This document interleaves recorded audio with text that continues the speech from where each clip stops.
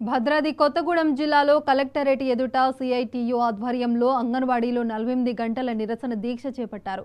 కేంద్ర ప్రభుత్వం సిఐడిఎస్ను నిర్వీర్యం చేసే విధంగా తీసుకువచ్చిన PM Shri mobile centre NEP పథకాలను తక్షణమే ఉపసంహరించుకోవాలని డిమాండ్ చేశారు.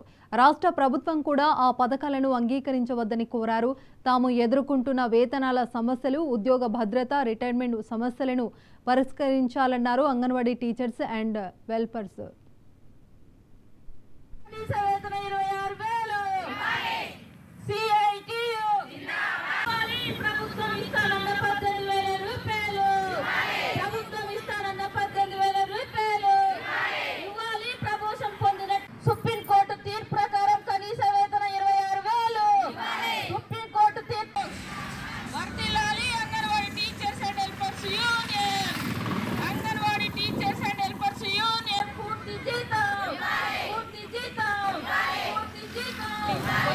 పథకాలు పెడతా ఉంది.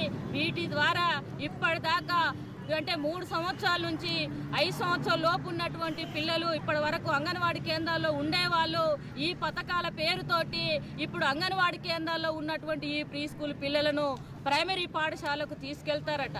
ఈ ప్రైమరీ పాఠశాలకు వెళ్ళిన తర్వాత ఐసిడిఎస్లో లబ్ధి పొందేటువంటి లబ్ధిదారులకు ఎట్లా వాళ్ళకు పౌష్టికాహారం అందుద్దని చెప్పేసి ఈ ప్రభుత్వాన్ని మేము అడుగుతా ఉన్నాం. ఏదైతే ఐసిడిఎస్ లక్ష్యం ఏదైతే ఉందో, ఎవరైతే రక్తహీనత ఉన్నటువంటి గర్భిణీ స్త్రీలు, బాలింతలకు, అట్లయితే పౌష్టికాహారం అందించేటువంటి పిల్లలకు ఇప్పటిదాకా అంగన్వాడీ కేంద్రాల్లో మెరుగైనటువంటి పౌష్టికాహారం అందుతున్నటువంటి పరిస్థితి ఉంది. ఈ పిఎం శ్రీ ద్వారా, ఈ పథకాల ద్వారా మరి అంగన్వాడీ కేంద్రాల నుంచి పిల్లలు తీసుకుపోయిన తర్వాత ఐసిడిఎస్ లక్ష్యం నెరవేరుతుందా?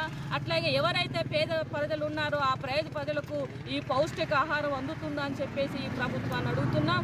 అందుకే ఇప్పటికైనా ఏదైతే కేంద్ర ప్రభుత్వం తీసుకొచ్చిందో ఈ పథకాలను మా రాష్ట్రంలో మేము అమలు చేయమని చెప్పేసి కేంద్ర గవర్నమెంట్కు ఈ రాష్ట్ర ముఖ్యమంత్రి రేవంత్ రెడ్డి గారు లేఖ రాసి పంపించాలని చెప్పేసి మేము డిమాండ్ చేస్తున్నాం. ఇతర రాష్ట్రాల్లో కూడా దీన్ని మేము అమలు చేయమని చెప్పి కొన్ని రాష్ట్రాలు కేంద్ర గవర్నమెంట్కు లేఖలు రాశాయి. ఈ గవర్నమెంట్ కూడా లేఖలు రాయాలి. అట్లాగే ఇప్పుడు బడ్జెట్ సమావేశాలు జరుగుతూ ఉన్నాయి. ఈ బడ్జెట్లో ఇప్పటికే ఎన్నికల ముందు కాంగ్రెస్ గవర్నమెంట్ అంగన్వాడీలకు నేను 18,000 రూపాయలు ఇస్తానని చెప్పేసి హామీలు ఇచ్చారు. అనేక సార్లు మంత్రి సీతక్క గారిని, ముఖ్యమంత్రి గారిని, కలెక్టర్ ధర్నాలు, కమిషనర్ ధర్నాలు అనేకం చేసినాం. కొత్త